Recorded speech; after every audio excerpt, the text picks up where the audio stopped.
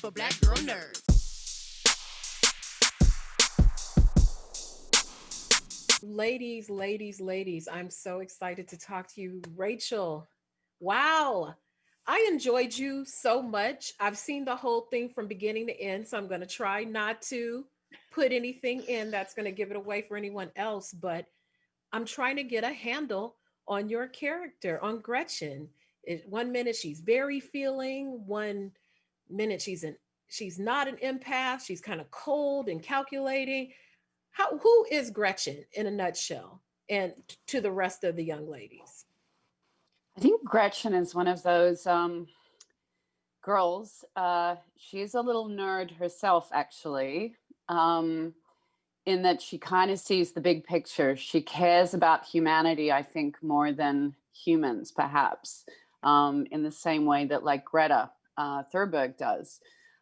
There is a kind of burning kind of zealotry, I guess, in her absolute belief that male leadership has not been positive for populations, and that she believes that, you know, the groundbreaking evidence of the positivity of female leadership has not been decisive enough or comprehensive enough to scream at the world, you know, let's change the way she does things.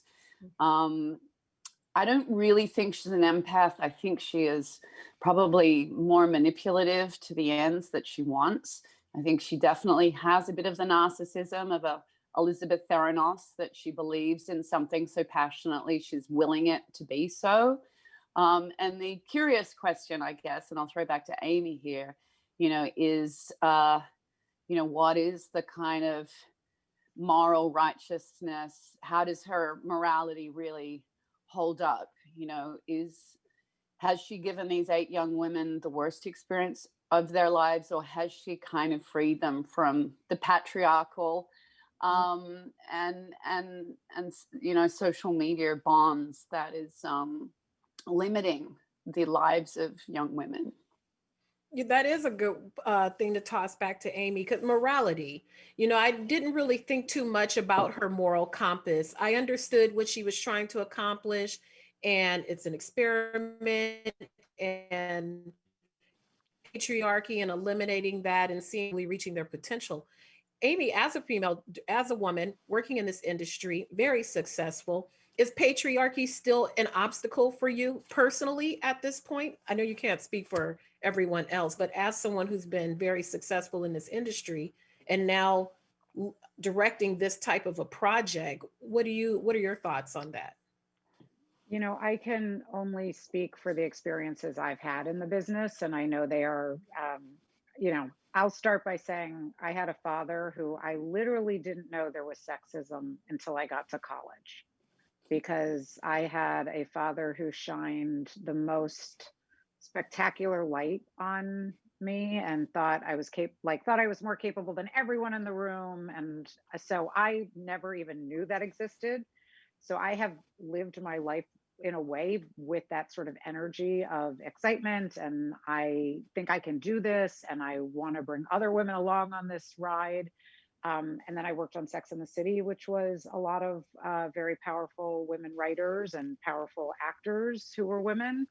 But yeah, I mean, when you look at it, it is, you know, it's taken me years, I guess. This is a way more complicated question in a way for me, that to realize like how damaging the system is just for women, for people of color, and starting to kind of come to terms with that. I think this year has highlighted it in such an enormous way. And I think even, look, 6 years ago, I was one of a handful of female showrunners.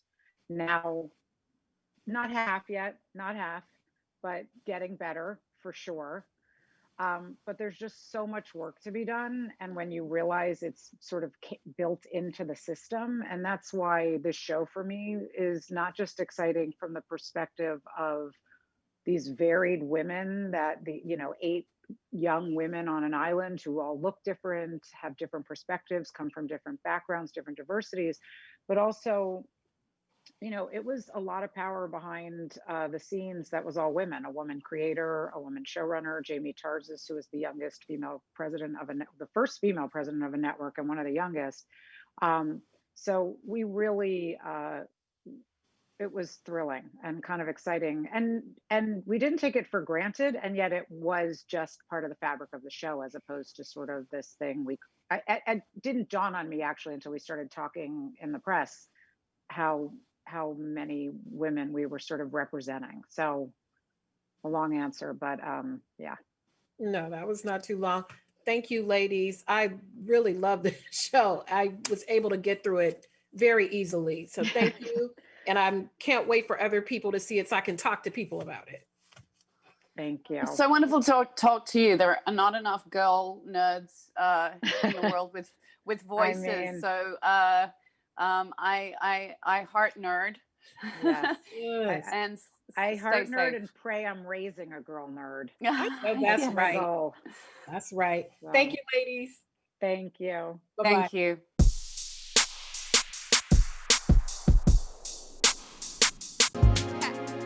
Better shake your booties for black girl nerds. Better shake your booties for black girl nerds.